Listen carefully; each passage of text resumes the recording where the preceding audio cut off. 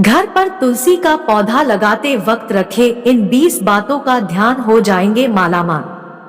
1. यदि आपके घर में तुलसी का पौधा नहीं है और आप अपने घर में तुलसी का पौधा लगाना चाहती हैं, तो घर में तुलसी का पौधा लगाने का सबसे अच्छा समय कार्तिक का महीना होता है। तुलसी को देवी लक्ष्मी का स्वरूप माना गया है और ऐसा कहा जाता है कि अगर आप कार्तिक माह में तुलसी का पौधा घर लाती है तो लक्ष्मी जी का भी घर में आगमन होता है। 2. शास्त्रों के अनुसार तुलसी का पौधा कार्तिक मास में किसी भी गुरुवार के दिन घर पर लेकर आएं। गुरुवार का दिन भगवान विष्णु का दिन होता है और श्री विष्णु के स्वरूप भगवान श्री कृष्ण को तुलसी अति प्रिय है। इसे जरूर पढ़े। तुलसी की पत्ती तोड़ने से पहले पढ़ ले ये नियम। 3. वास्तु शास्त्र के अनुसार तुलसी के पौधे को हमेशा घर की उत्तर या उत्तर पूर्व दिशा में लगाना चाहिए।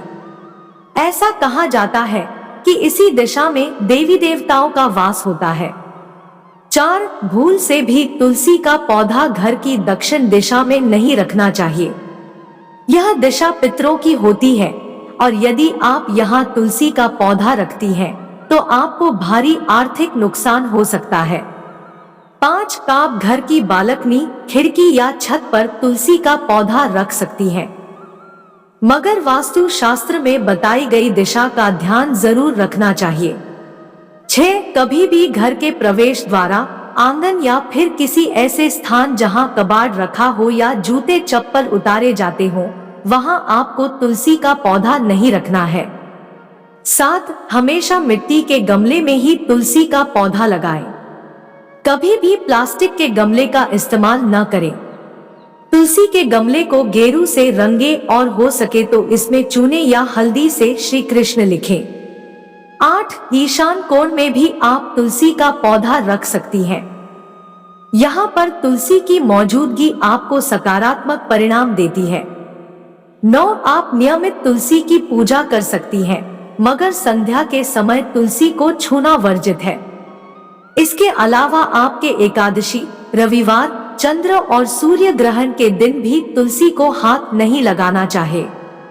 रविवार के दिन तो तुलसी को जल भी अर्पित नहीं करना चाहिए। 10. तुलसी को सिंदूर अर्पित करने को लेकर भी काफी भ्रम है। ऐसे में वास्तु शास्त्र के मुताबिक तुलसी जी को सिंदूर अर्पित किया जा सकता है। आप तुलसी को पक्का सिंदूर अर्पित कर सकती हैं। 11. तुलसी को जल अर्पित करने के साथ ही कच्चा दूध भी अर्पित किया जा सकता है। ऐसी मान्यता है कि कच्चा दूध अर्पित करने से दुर्भाग्य दूर होता है। 12. तुलसी की यदि आप रोज परिक्रमा करना चाहती हैं, जल चढ़ाते हुए 3 बार तुलसी के पौधे की परिक्रमा करें। आपको पहले सूर्य को जल अर्पित करना है और फिर तुलसी को जल चढ़ाना है। 13. तुलसी को जब जल अर्पित करे तो इस मंत्र महाप्रसाद जननी सर्व सौभाग्यवर्धिनी आदि व्याधि हरा नित्यं तुलसी त्वं नमोस्तुते का उच्चारण जरूर करें।